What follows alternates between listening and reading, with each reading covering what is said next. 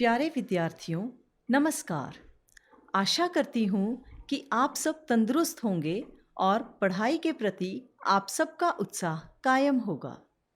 आज हम छठी कक्षा के विज्ञान का 10वां अध्याय गति एवं दूरियों का मापन पढ़ेंगे। बच्चों, सबसे पहले हम यह जानेंगे कि हमने पहले क्या सीखा है। बच्चों, आप घर से स्कूल किस प्रकार आते हैं? यातायात के और संसाधन कौन-कौन से हैं? आपके घर से स्कूल कितनी दूरी पर है? आप अपना कद किस प्रकार मापते हैं? आज हम क्या सीखेंगे? यातायात की कहानी, किसी वस्तु की लंबाई मापने के अलग-अलग ढंग, मापन के मानक मात्रक, किसी वक्र रेखा की लंबाई मापना, हमारे चारों ओर गतिशील वस्तुएं, गति के प्रकार। यातायात की कहानी। प्राचीन काल में लोगों के पास यातायात के कोई साधन नहीं थे। वे पैदल चलते थे तथा अपना सामान अपनी पीठ पर लादकर ले जाते थे। बाद में मानव यातायात के लिए पशुओं का उपयोग करने लगा। प्राचीन काल में जल मार्गों में आने जाने के लिए नावों का उपयोग किया जाता था। आरंभ में लकड़ी के लट्ठों से, जिनमें खोखली गुहिका बनाई जा सके, नावें बनाई जाती थीं। इसके पश्चात लोगों ने लकड़ी के विभिन्न टुकड़ों को आपस में जोड़कर नाव की आकृति बनाना सीख लिया। ये नावें जल में रहने वाले जीवों की आकृतियों के सदृश थी। पहिए के आविष्कार ने यातायात की प्रणाली में अत्यंत महत्वपूर्ण परिवर्तन किए। पिछले हजारों वर्षों में पहिए के डिजाइन में सुधार किए गए हैं। पहियों पर चलने वाली गाड़ियों को खींचने के लिए पशुओं का उपयोग किया जाता था। 19वीं शताब्दी के प्रारंभ तक भी लोग एक स्थान से दूसरे स्थान तक परिवहन के लिए पशुओं, नावों तथा जहाजों पर निर्भर करते थे। वाष्प इंजन के आविष्कार से परिवहन के नए साधनों का विकास हुआ। वाष्प इंजन से चालित सवारी गाड़ियों तथा मालगाड़ियों के डिब्बों के लिए रेल की पटरियां बनाई गईं। इसके पश्चात मोटर कार, ट्रक तथा बस जैसे स्वचालित वाहन आए। जल पर परिवहन के साधन के रूप में मोटर से चलने वाली नाव और जहाज़ों का उपयोग होने लगा। 19वीं शताब्दी के प्रारंभ के वर्षों में वायुयान का विकास हुआ, जिनमें बाद में सुधार किए गए और इन्हें यात्री तथा सामान ले जाने योग्य बनाया गया। विद्युत रेलगाड़ी, एकल रेल, पराध्वनिक वायुयान तथा अंतरिक्षयान 20वीं शताब्दी के कुछ योगदान हैं। बच्चों, आप यह कैसे पता लगाएंगे कि आप अपने स्कूल तक की दूरी पैदल चलकर तय कर सकते हैं अथवा स्कूल पहुंचने के लिए आपको बस या रिक्शे की आवश्यकता होगी? जब आपको कुछ खरीदना होता है, तब क्या आपके लिए बाजार तक पैदल जाना संभव होता है? आप इन प्रश्नों के उत्तर कैसे जानेंगे? कोई स्थान कितना दूर है, यह प्रायः जानना महत्वपूर्ण होता है, ताकि हम यह अनुमान लगा सकें कि वहां पहुंचने के लिए हम कैसे जाएंगे। पैदल चलकर, बस से, रेलगाड़ी से, पानी के जहाज से, वायुयान से अथवा कोई अंतरिक्ष यान लेना होगा। कभी-कभी ऐसी वस्तुएं भी होती हैं जिनकी लंबाई अथवा चौड़ाई जानने की हमें आवश्यकता होती है।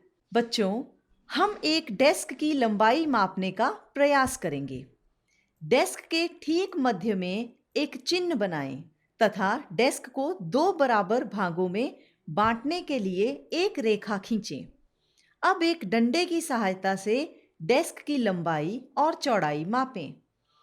यह देखो कुल कितने डंडे बनते हैं। इस प्रकार बच्चों, डेस्क की लंबाई और चौड़ाई एक लंबे धागे या डोरी या फिर हम अपने बालिश्त से भी माप सकते हैं। ऐसे अनेक अवसर आते हैं जब हमें लंबाई अथवा दूरियां मापने की आवश्यकता होती है। दर्जी कपड़े की लंबाई यह जानने के लिए मापता है कि वह कपड़ा कुर्ता सीने के लिए पर्याप्त है अथवा नहीं। बढ़ई किसी अलमारी की लंबाई तथा चौड़ाई इसलिए मापता है ताकि वह यह जान सके कि इस अलमारी के दरवाजे को बनाने के लिए कितनी लकड़ी की आवश्यकता होगी। किसी किसान को अपने खेत की लंबाई तथा चौड़ाई अथवा उसके क्षेत्रफल जानने की इसलिए आवश्यकता होती है ताकि वह यह जान जाए कि वह अपने खेत में कितने बीज बो सकता है तथा उसे अपनी फसलों के लिए कितने जल की आवश्यकता होगी। यदि आपसे पूछा जाए कि आपकी लंबाई कितनी है, तब आप एक ऐसी सरल रेखा की लंबाई बताएंगे जो आपके सिर से आपके पैर की एड़ी तक की रेखीय लंबाई के बराबर है। यह कमरा कितना लंबा है? यह डेस्क कितना चौड़ा है? दिल्ली लखनऊ से कितनी दूर है? पृथ्वी से चंद्रमा कितनी दूर है? इन सभी प्रश्नों में एक बात समान है, ये सभी दो स्थानों के बीच की दूरी से संबंधित हैं।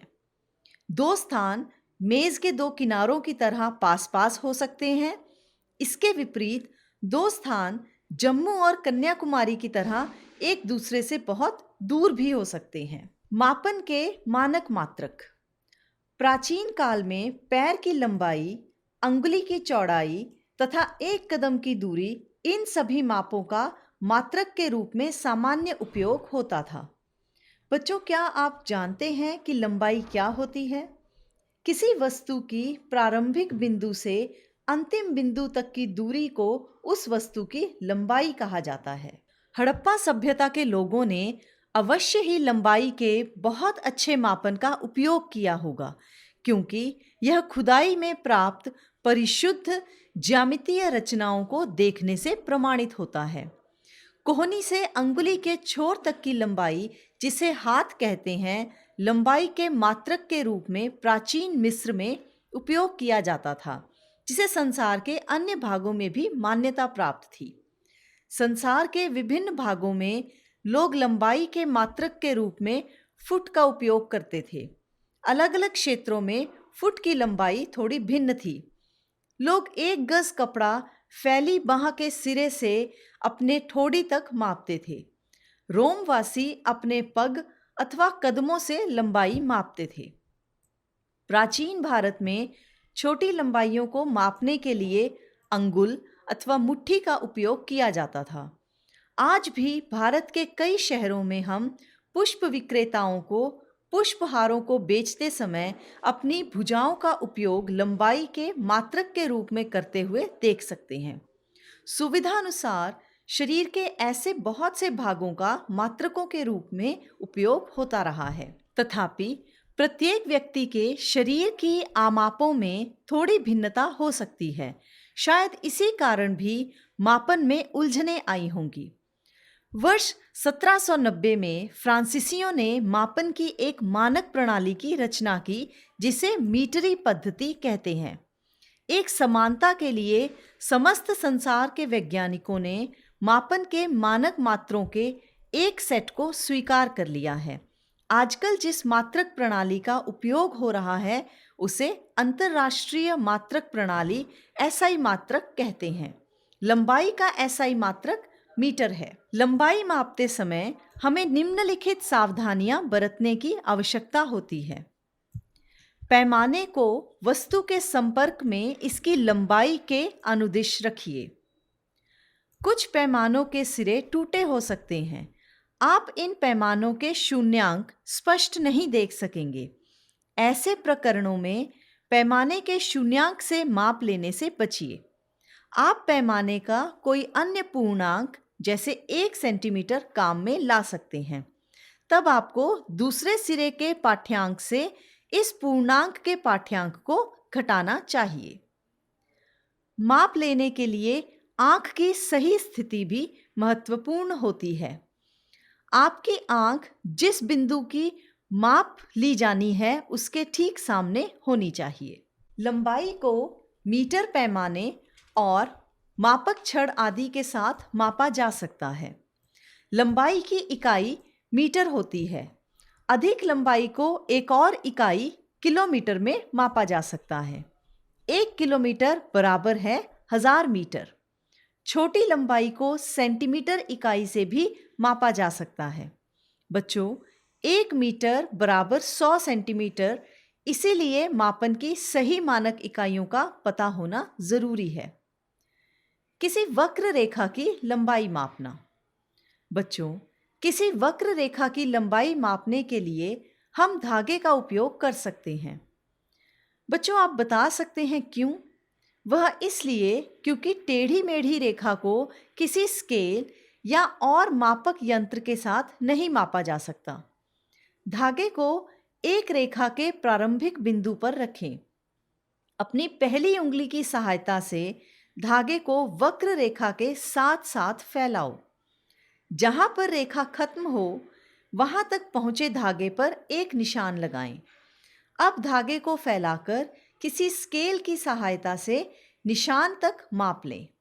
इस प्रकार हम किसी वक्र रेखा की लंबाई माप सकते हैं।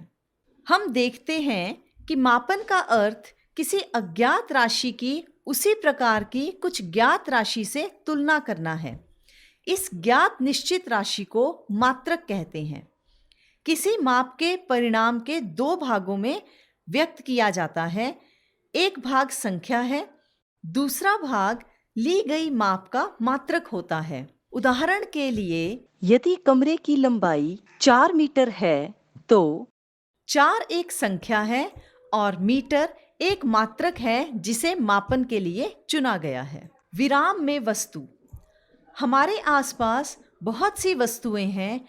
कुछ वस्तुएं गतिशील होती हैं और कुछ विराम में होती हैं। तो ये जो आप तस्वीर में देख रहे हैं, ये कुछ ऐसी वस्तुएं हैं जो विराम में हैं। अब यह जो वस्तुएं हैं, ये हमारे चारों ओर की गतिशील वस्तुएं हैं। गति के प्रकार। गति के 3 प्रकार होते हैं: सरल रेखीय गति, वर्तुल गति, आवर्ती गति। हम अपने चारों ओर की कुछ वस्तुओं को गति करते हुए देखते हैं और कुछ विराम अवस्था में होती हैं।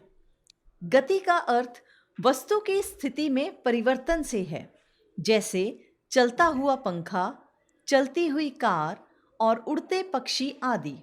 गति कई प्रकार की हो सकती है, जैसे सरल रेखीय गति अर्थात सीधी रेखा में किसी वस्तु या व्यक्ति का गतिशील होना, जैसे आप सीधी सड़क पर चलती हुई कार और सिपाहियों की मार्च पास्ट देख सकते हैं।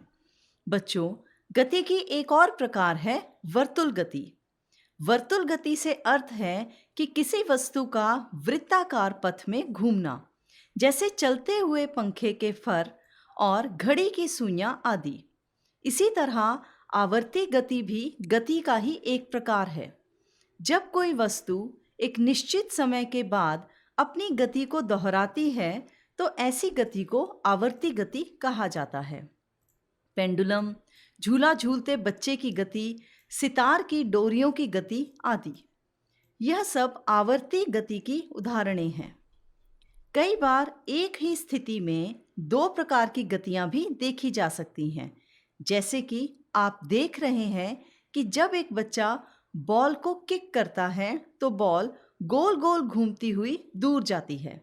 बच्चों, यहाँ पर बॉल गोल घूमने के कारण वर्तुल गति करती है और सीधी रेखा में दूरी तय करने के कारण सरल रेखीय गति भी कर रही है। दोहराई। एक स्थान से दूसरे स्थान तक जाने के लिए परिवहन के विभिन्न साधनों का उपयोग किया जाता है। प्राचीन काल में अब तक यातायात के अलग अलग संसाधनों का प्रयोग किया गया है, जैसे कि साइकिल, बैलगाड़ी, बस, रेलगाड़ी, हवाई जहाज और कई और।